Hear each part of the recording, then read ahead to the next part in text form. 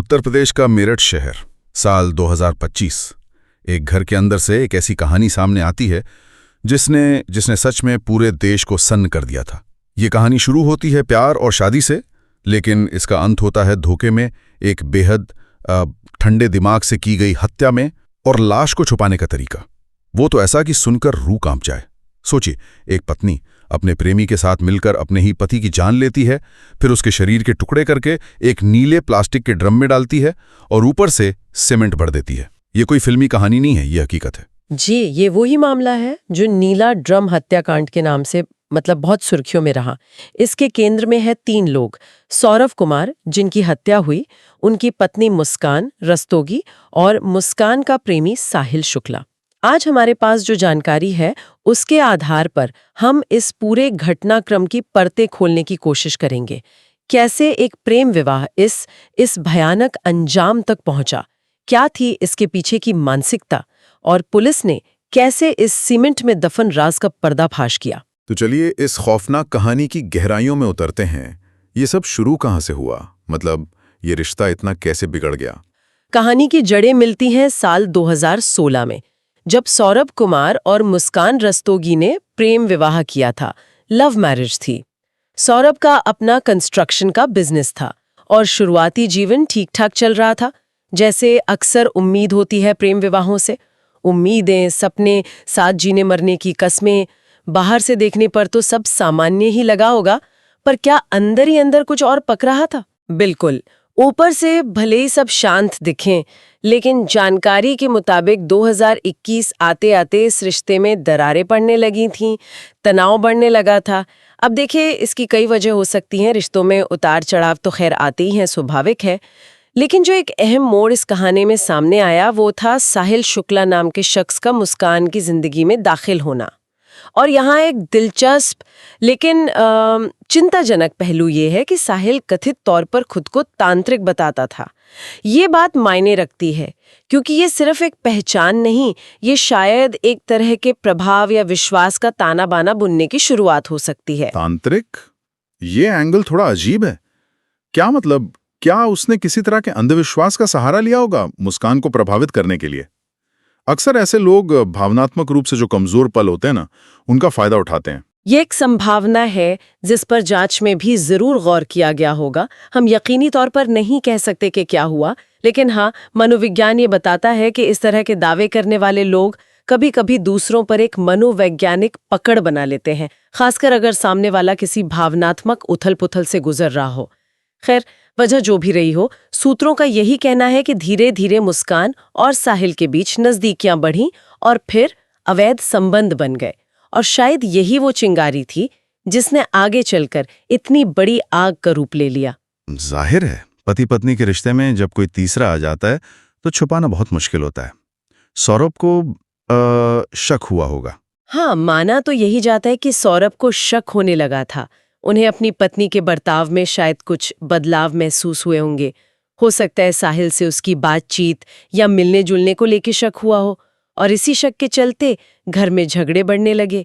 रिश्ते की कड़वाहट अब खुलकर सामने आने लगी थी। पर बात सिर्फ झगड़ों तक रुकी नहीं।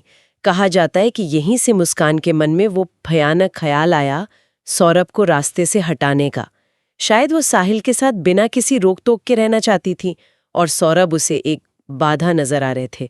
ये वो पॉइंट था जहां रिश्ता टूटने के बजाय एक आपराधिक साजिश में बदलने लगा। तो मतलब ये कोई गुस्से में अचानक उठाया गया कदम नहीं था, बल्कि एक सोची समझी साजिश। ये बात तो इसे और भी ज्यादा डरावना बना देती है। फिर वो रात आई, मार्च 2025, 19 मार्च।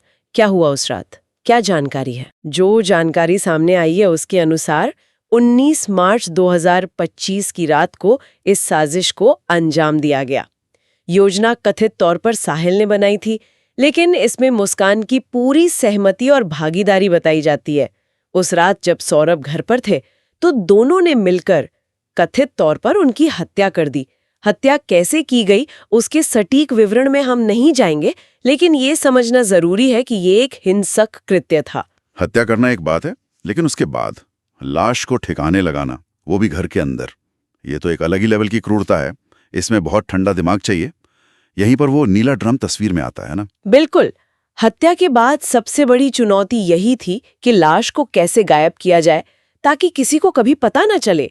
घर से बाहर ले जाना बहुत रिस्की था, पकड़े जाने का डर था।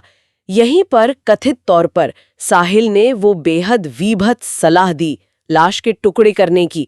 ये सोचने में भी सिहरन होती है कि कोई इंसान ऐसा कैसे सोच सकता है या कर सकता है। लाश के टुकड़े करना, ये तो मतलब बर्बरता की हद है। इसके पीछे क्या मानसिकता रही होगी? क्या ये सिर्फ सबूत मिटाने की कोशिश थी या इसमें कोई और गहरा मनोवैज्ञानिक पहलू भी है? देखिए, फोरेंसिक मनोविज्ञान के नजरिए से अगर देखें तो शरीर का विखंडन अक्सर अपराधी की अत्यधिक क्रूरता दिखाता है या शिकार के प्रति बहुत गहरे गुस्से को या फिर सबूतों को नष्ट करने की एक बेहद बेचैनी को दर्शाता है। ये अपराधी की अमानवीयता और शिकार को पूरी तरह से मिटा देने की इच्छा का भी प्रतीक हो सकता है। इस मामले में मुख्य उद्देश्य शायद यही था कि लाश को आसानी से छुपाया जा सके, ठिकाने लगाया जा सके। कहा जाता है कि हत्या के बाद लाश के टुकड़े किए गए। और फिर वो नीला ड्रम, वो बाजार से खरीदा गया? जी हाँ, इसके बाद साहिल बाजार गया और एक बड़ा सा नीला प्लास्टिक का ड्रम खरीद कर लाया। अब देखिए, ये अपने आप में एक सामान्य सी खरीदारी लग सकती है ना? कोई भी खरीद सकता है ड्रम, लेकिन इसके पीछे का इरादा कितना भयानक था, यहाँ ये समझना जरूरी है कि ये सब कुछ कितनी सावधानी और योजना के साथ किया जा रहा था। हत्या, फिर लाश के टुकड़े, फिर ड्रम लाना, हर कदम सोचा समझा लग रहा है। टुकड़ों को ड्रम में डालने के बाद क्या किया? वो सीमेंट वाली बात तो और भी ज्यादा दहलाने वाली है। यही इस मामले का सबसे विभत्स और शायद सबसे ज्यादा परेशान करने वाला पहलू है। लाश के टुकड़ों को ड्रम में भरने के बाद वो रुके नहीं, बिल्कुल नहीं। उन्होंने कथित तौर पर बाजार से सीमेंट के कई कट्टे खरीदे, फिर सीमेंट का गाढ़ा घोल तैयार किया गया और उसे ड्रम में लाश के टुकड़ों के ऊपर डाल दिया गया।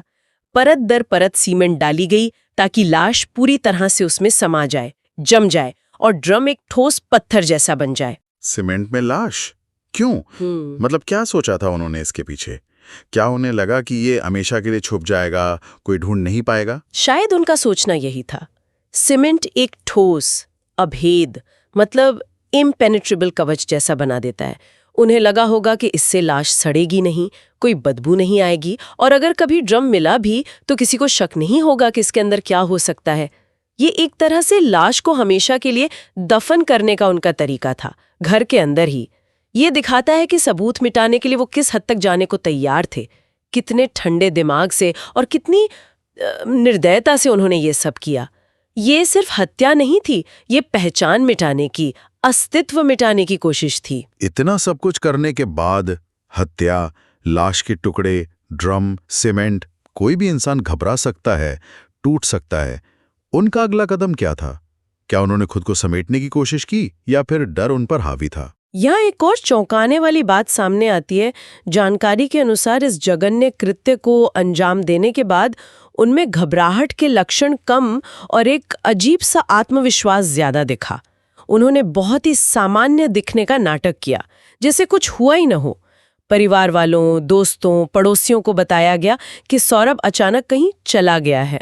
वजह गढ़ी गई, शायद किसी से झगड़ा हो गया होगा या कर्ज की वजह से भाग गया हो। एक झूठी कहानी बनाई गई। और सिर्फ कहानी ही नहीं बुनी, वो घूमने भी चले गए। ये तो अविश्वसनीय लगता है। जी हाँ, ये बात वाकई हैरान करने वाली है। सबूतों को इस तरह सीमेंट में दफन करने के बाद वे कथित तौर पर इतने निश्चिंत हो गए कि उत्तराखंड और हिमाचल प्रदेश घूमने निकल गए। ये शायद ये दिखाने का तरीका था कि उन्हें कोई फिक्र नहीं है, सब कुछ सामान्य है और सौरभ के जाने से उन्हें कोई फर्क नहीं पड़ा। या ये भी हो सकता है कि ये उस अपराध स्थल से दूर जाने का एक तरीका हो, एक तरह का मनोवैज्ञानिक बचाव। लेकिन हाँ, ये कदम बाद में उनके खिलाफ एक बड़ा सबूत भी बना। पुलिस तक बात कैसे पहुंची? बिल्कुल, सौरभ का अचानक इस तरह गायब हो जाना और फिर मुस्कान और साहिल का ये अजीब व्यवहार, खासकर घूमने चले जाना, ये बातें सौरभ के भाई को खटकने लगीं। उन्हें लगा कि दाल में कुछ काला है। भाई का शक गहराया और उन्होंने पुलिस में सौरभ की गुमशुदगी की रिपोर्ट दर्ज कराई और यहीं से पुलिस की जांच ठीक से शुरू हुई। पुलिस ने जांच कैसे आगे बढ़ाई? उनका शक मुस्कान और साहिल पर ही कैसे गया? पुलिस ने सबसे पहले तो गुमशुदगी के एंगल से ही जांच शुरू की। आस पड़ोस में पूछताछ, दोस्तों से बातचीत, सौरभ के कामकाज के बारे में जानकारी जुटाई। इसी दौरान पुलिस का ध्यान मुस्कान और साहिल के बयानों पर गया, उनके हाव भाव पर गया। जब उनसे सौरभ के गायब होने के बारे में पूछा गया तो उनके बयानों में आप कह सकती हैं इनकंसिस्टेंसीज, मतलब विरोधाभास नजर आने लगे। दोनों की कहानियां मेल नहीं खा रही थीं। उनका घूमने चले जाना भी पुलिस को बहुत संदिग्ध लगा। हाँ, ये तो है। पति गायब है और पत्नी उसके प्रेमी के साथ घूमने निकल जाए, ये सामान्य तो बिल्कुल नहीं है। सही कहा।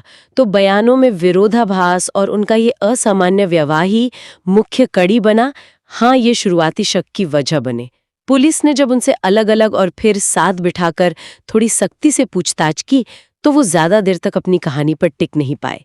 पुलिस की पूछताछ के तरीके और शायद उनके अपने अपराध बोध का दबाव वो टूट गए। बताया जाता है कि पहले एक ने और फिर दूसरे ने भी अपना गुनाह कबूल कर लिया। उन्होंने कथित तौर पर पूरी साजिश का पर्दाफाश कर दिया। कैसे रिश्ते बिगड़े, कैसे हत्या की योजना बनी, कैसे लाश के टुकड़े किए गए और कैसे उसे उस नीले ड्रम में सीमेंट डालकर छुपाया गया, सब कुछ। और फिर पुलिस उस ड्रम तक पहुंची। ओह, वो मंजर कैसा रहा होगा। ये इस केस का क्लाइमैक्स था, आप कह सकते हैं। आरोपियों की निशानदेही पर पुलिस टीम उनके घर पहुंची। घर के अंदर वो नीला ड्रम मौजूद था, सीमेंट से ठसाठस भरा हुआ, भारी और ठोस। उसे खोलना आसान नहीं था। पुलिस को ड्रम को काटना पड़ा। जब ड्रम खुला तो अंदर का दृश्य इतना विभत्स और भयानक था कि वहां मौजूद अनुभवी पुलिसकर्मी भी दहल गए। सीमेंट के परतों के बीच से सौरभ कुमार का छत विक्षत शव बरामद हुआ। वो नीला ड्रम, जो शायद सबूत मिटाने का अचूक तरीका समझा गया था, खुद ही सबसे बड़ा सबूत बन गया। ये दिखाता है कि अपराध को छुपाने की चाहे कितनी भी कोशिश कर ली जाए, सच ज्यादा देर तक दफन नहीं रह सकता। तो अंत में एक प्रेम कहानी जो शादी तक पहुंची, वो अवैध संबंधों, विश्वासघात और फिर एक बर्बर हत्या में बदल गई। और हत्या को छुपाने की कोशिश तो हत्या से भी ज्यादा भयानक निकली। मुस्कान और साहिल गिरफ्तार हो गए। ये पूरा मामला ये हमें क्या सोचने पर मजबूर करता है? ये मामला, जिसे नीला ड्रम हत्याकांड कहा गया, भारतीय अपराध के इतिहास में वाकई सबसे ज्यादा चौंकाने वाले और विभत्स मामलों में गिना जाता है। ये सिर्फ एक अपराध की कहानी नहीं है, ये मानवीय रिश्तों के अंधेरे कोनों को उजागर करता है। इसमें हम कथित तौर पर प्यार के नाम पर धोखा, वासना, रिश्तों का टूटना, अत्यधिक क्रूरता और शायद साहिल के तांत्रिक होने के दावे के जरिए अंधविश्वास या मनोवैज्ञानिक हेरफेर का एंगल भी देखते हैं। ये सब मिलकर एक ऐसी त्रासदी रचते हैं जिसका अंत एक इंसान की जान लेकर होता है। ये दिखाता है कि नकारात्मक भावनाएं, गुस्सा, लालच, जलन इंसान को किस हद तक गिरा सकती हैं। और वो नीला ड्रम, वो अब सिर्फ एक प्लास्टिक का कंटेनर नहीं रहा। बिल्कुल नहीं। वो नीला ड्रम अब इस पूरे अपराध का, उस ठंडे दिमाग से की गई क्रूरता का और मानवीय पतन का एक भयावह प्रतीक बन गया है। ये याद दिलाता है कि कैसे सामान्य से दिखने वाली जिंदगी के पीछे कितनी खौफनाक सच्चाइयां छुपी हो सकती हैं। फिलहाल मामला अदालत में विचाराधीन है, कानूनी प्रक्रिया चल रही है और सौरभ के परिवार को न्याय का इंतजार है। ये केस समाज को भी सोचने पर मजबूर करता है कि रिश्तों में बढ़ती कड़वाहट, संवादहीनता और बाहरी तत्वों का प्रभाव कितने विनाशकारी परिणाम ला सकता है। वाकई आज हमने जिस घटना पर बात की वो हमें रिश्तों की जटिलताओं, अपराध की क्रूरता और इंसान के अंदर छुपे अंधेरों के बारे में बहुत कुछ सोचने पर मजबूर करती है। ये सवाल उठता है कि कैसे प्यार जैसे जज्बात नफरत और हिंसा में बदल सकते हैं और अपराध को छुपाने की सनक इंसान को कितना अमानवीय बना सकती है। जरा सोचिए, सीमेंट में किसी अपने को दफन करने का विचार, ये उस मानसिकता के बारे में क्या कहता है जो ऐसा करने में सक्षम है। ये सवाल शायद हमें अपने आसपास के रिश्तों और मानवीय व्यवहार को और गहराई से देखने के लिए प्रेरित करे।